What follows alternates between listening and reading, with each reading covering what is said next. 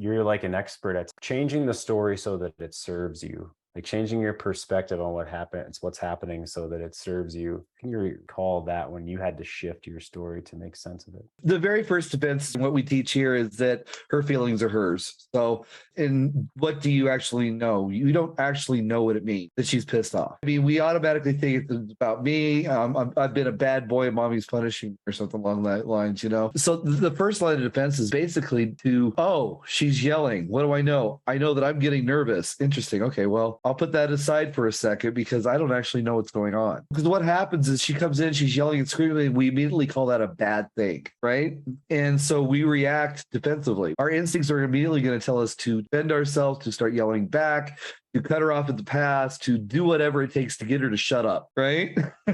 Everybody can do this. We train ourselves to be aware of when we're judging things like that, as good or bad, and train ourselves to go, okay, I immediately thought that was bad. Okay, it's not. I don't know if it's good or bad. And then go into curiosity and then go, okay, so what do I actually know? She's yelling and screaming. She's calling me an asshole. Interesting. Well, I've learned that doesn't necessarily mean that I'm the bad guy. You know, I mean, she just may have gotten her toes stepped on or something. Mad at the world and I'm in the way. It doesn't always mean what you think it means, and I think that's the first line of defense. Viewing the world like that makes everything a lot happier. You know, even dealing with your crazy uncle at Thanksgiving politics or something. Do what you know. I so love that. I want to say, Jason, even when she's like drooling all over you, you don't assume what that means either. Like you're just, oh, Right. that's interesting. Yeah. Talk about that for a minute because Jason definitely knows what hashtag raining pussy's like. Well, what's interesting is she comes at you and she's all kissing on you and, like you said, drooling on you or whatever. And for you to be able to be cool and go, so does this mean that I need to take you to the bedroom? Yeah.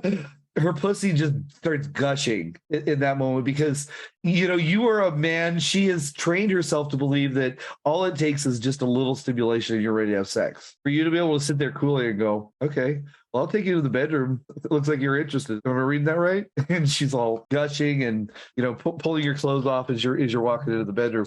It's not necessarily just a power play. It's a way of being that if you exemplify both when she's acting crazy and when she's going sexually powerful, you are showing that you could handle her at her most, which is her biggest fear. She fears that she's crazy. She fears that she's being run by hormones and emotions and all this kind of stuff.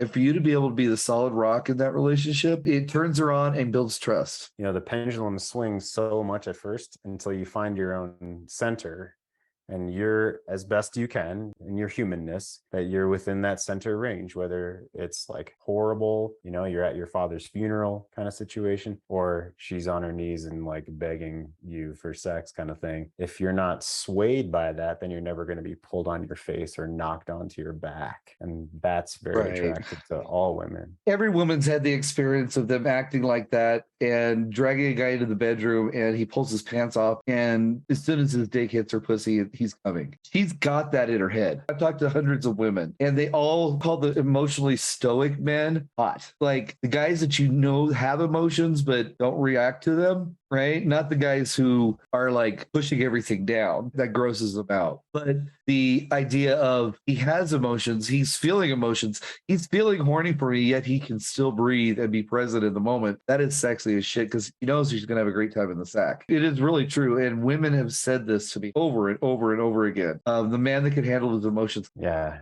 I love it, Jason. By the way, if you don't know Jason, he's a phenomenal coach with Great Men Move Mountains and with his own company as well. And he's in the forum. And I love the forum is active. You guys are so phenomenal posting and supporting one another.